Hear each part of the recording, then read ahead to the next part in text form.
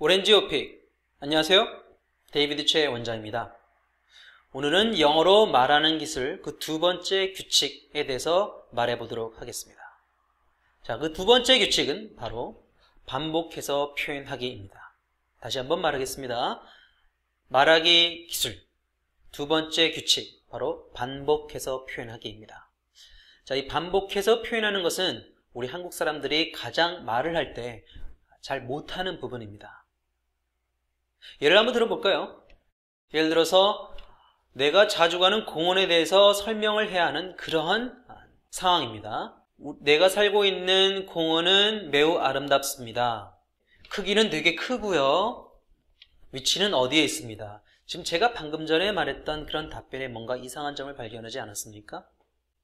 내가 자주 가는 공원이 아름답다 라고 한 상태에서 공원의 아름다움을 표현하는 다른 여러 가지 내용들을 추가로 하지 않고서 바로 공원의 다른 모습에 대해서 이야기를 하는 것은 매우 좋은 방법이 아닙니다.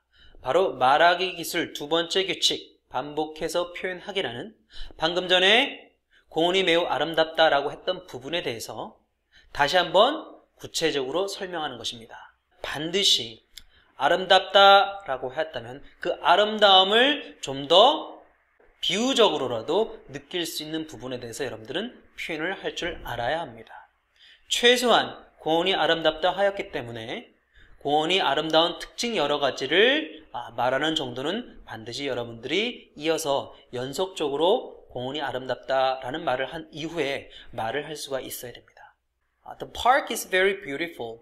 여러분들이 beautiful이라는 단어가 쉽다라고 느껴지지만 말을 듣는 사람 입장에서는 beautiful이 어떠한 모습을 가지고 정의한 내용인지 궁금해하기 따름입니다. 따라서 공원이 아름답다라는 이야기를 했다면 여러분은 반드시 공원이 아름답다는 근거를 조금이라도 알기 쉽게 설명할 수 있는 예를 들어주어야 합니다. 최소한 비유를 써서라도 공원이 얼마만큼 아름답다라는 정도로 여러분이 설명을 해 주어야 하죠.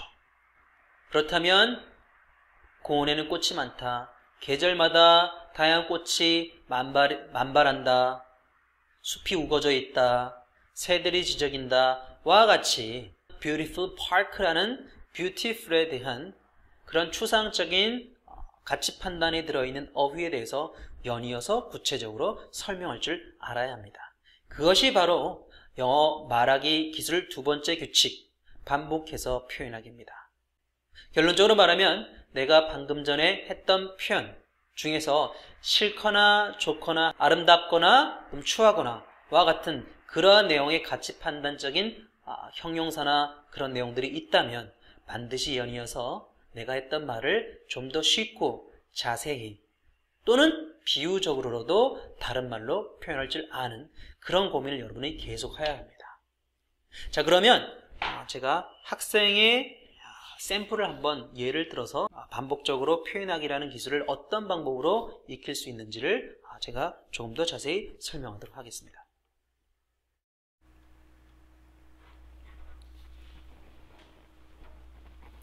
자, 오픽 주제 공원 가기입니다. 공원 가기에 관련해서 제일 처음에 마주칠 수 있는 질문, 가장 간단한 질문으로서 공원을 묘사하는 내용입니다. 자, 문제를 한번 보면 Identify a park you prefer 해서 당신이 좋아하는 공원을 말하세요. What does it look like? 어떻게 생겼고요. Where is it located? 그래서 어디에 위치하고 있습니까? Tell me about the park 해서 공원에 대한 이야기를 해주세요 라고 질문을 하고 있죠. 자, 한 학생의 샘플이고요.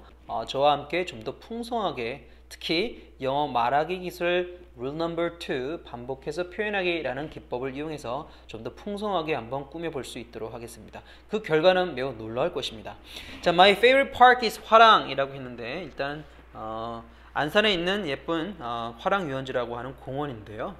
이런 공원을 내가 가장 좋아한다 라고 했습니다. It is a pretty big park and very beautiful. 자, 이와 같이 big and beautiful 이라고 하는 어휘에 대해서 어휘와 같은 그런 가치 판단이 들어있는 내용에 대해서 좀 더 구체적인 뭔가를 설명해 주지 않고서는 사실 답변이 풍성해질 수 없을 뿐더러 끊임없이 말하는 입장에서는 다른 정보를 주어야 하기 때문에 매우 난처하지 않을 수가 없어요. 머리에서 우리가 많은 다양한 리스트를 갖고서 공원에 대한 설명을 할 수 있는 것이 아니거든요. 그렇다면 바로 이러한 big park, very beautiful, so big과 그런 beautiful이라는 단어를 중심으로 좀 더 구체적으로 설명해 나가는 그런 연습을 해야 되는 겁니다.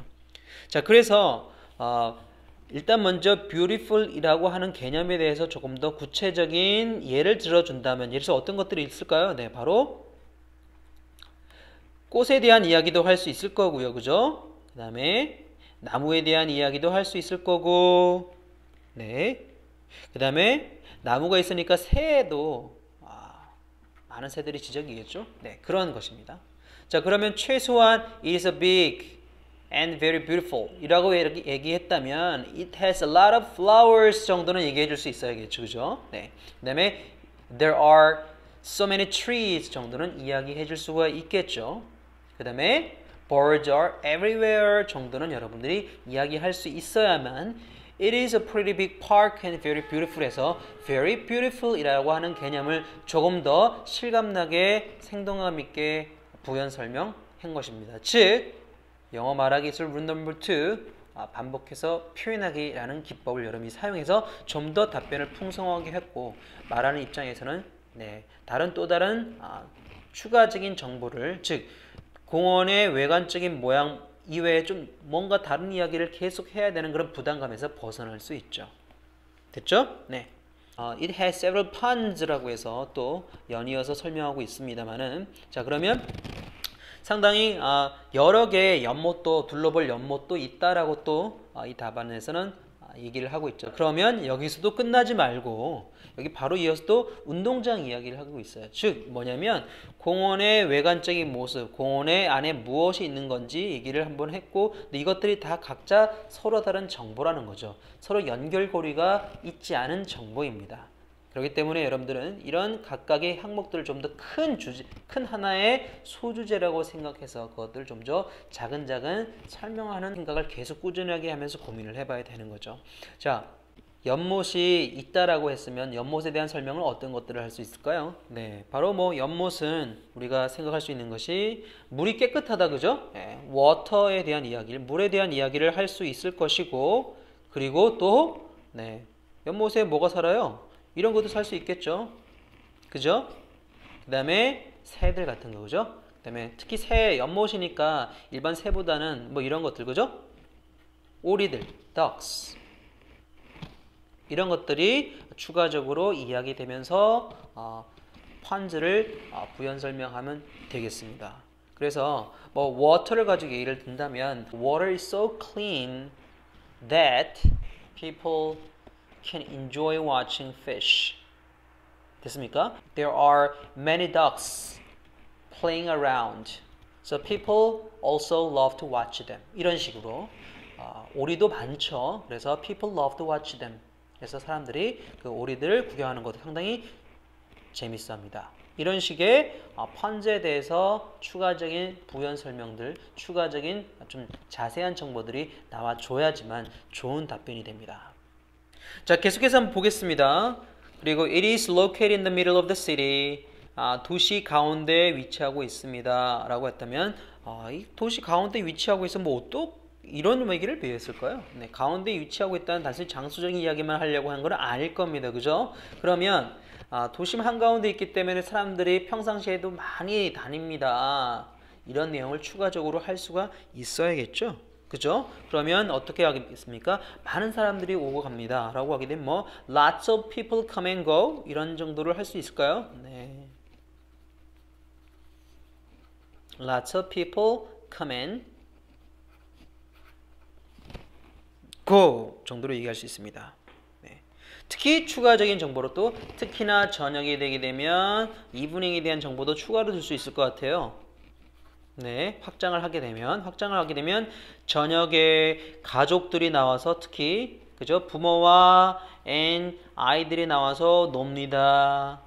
이런 추가적 정보. 즉 도심 한가운데 있다 보니까 평상시에 많은 사람이 다니고 특히 저녁이 되게 되면 가족들이 나와서 즐거운 시간을 보냅니다. 이런 두 마디 정도의 내용들을 추가로 할 때 바로 it is located in the middle of the city라고 했던 그런 정보를 준 의미가 있겠죠.